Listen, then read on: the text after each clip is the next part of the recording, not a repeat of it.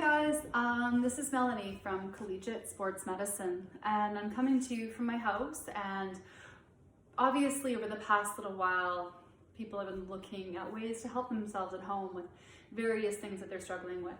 So one of the issues that we get a lot of questions about is the shoulder. And as a lot of you know, I have done a lot of work over my life, really specializing in the shoulder area, not only for assessment, but also for rehab. And so one of the things that you can do at home to see if maybe you might want to reach out to us for extra help while you're self-isolating is just to do a couple quick tests just to see if any of these things are true. And if they are, then like I say, you can give us a shout and we might be able to walk you through some things that are very specific to you over the phone. So first of all, when people sleep, either on their side or on their front, or actually in any position really, if you end up having an achiness or something that goes away after you kind of roll off of your side or change positions, there can be something inside the shoulder called an impingement or an AC joint inflammation, where there's a bit of restriction or compression at the joint that needs to be mobilized.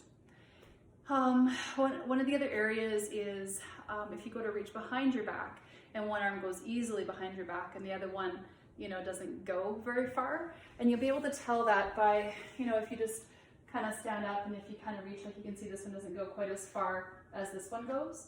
So there's a little bit of a tightness in the shoulder girdle on the right hand side versus the left. So for me, my right shoulder is showing signs of something. I happen to know that there's an old rotator cuff injury in there that's caused a little bit of tightness to exist in the shoulder, in the capsule itself. But definitely you want to look from right to left if the range of motion is the same. The other thing you can do is you can stand and just pull your kind of arms out to the side and looking maybe in the mirror to see if they go the same distance each way, okay? Because that's your external rotation. And then the other thing is if you reach up overhead, kind of like this, as if you're just reaching up, making like a snow angel in the snow kind of idea. It should be pain-free all the way up.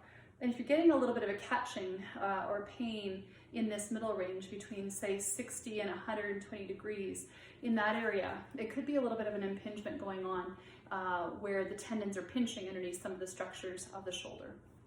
And that's a very, very classic thing. And again, there might be some quick little stretches that we can do with you as well.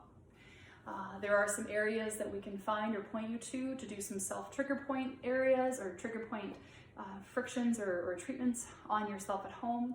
We just would need to figure out which one of the things is wrong, and then from there we can kind of direct you to a very specific landmark on your shoulder so that you can self-treat, and we can give you the duration of time to friction and also some stretches. Now, one of the stretches I'll give you, regardless of what's going on with your shoulder, that can't hurt you, it might not help, but it can't really hurt you, is if you take your arm and you kind of tuck it behind your back, and let's say it doesn't go behind your back, let's say it only gets to your hip, and as you start to bring it, you have to kind of scooch your full shoulder forward, then keep your chest out, pull your hand behind just your hip if you can, and hold it there for a minute or two. And then as you go to bring your arm out, it's going to catch a little bit and hurt somewhat if there's a bit of an impingement. But in the same breath, it is going to help to stretch out the rotator cuff, as long as you're keeping the pain while you're in the stretch position very, very low, like a 3 out of 10. In other words, a bit of uncomfortableness, but nothing more than that. All right, so if you get into this position here and it's a bit uncomfortable, but you can hold it there, I want you to hold that for about 1 to 2 minutes. And so basically just chill.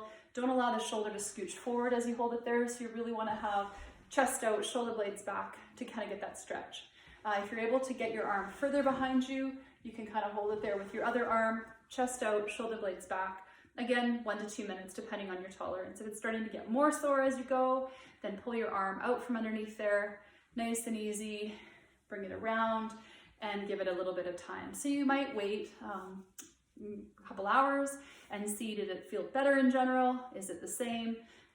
Or is it worse? And if it's a little bit worse, then obviously discontinue that. It might have been just too much for it or a little bit too long of a hold. If you have arthritis in the shoulder or you're not sure or you're over 70, you might only want to hold that stretch for 20 to 30 seconds. Again, don't allow the shoulder to scooch forward. Nice and upright, chest out, just to get a little bit of a stretch in and around that rotator cuff. Okay, so that'll be the first thing that you can try in terms of self-care, is just an internal rotation stretch. And you can always do a pec stretch as well, and where you go into the corner, hands up on the wall in a corner, and just hold.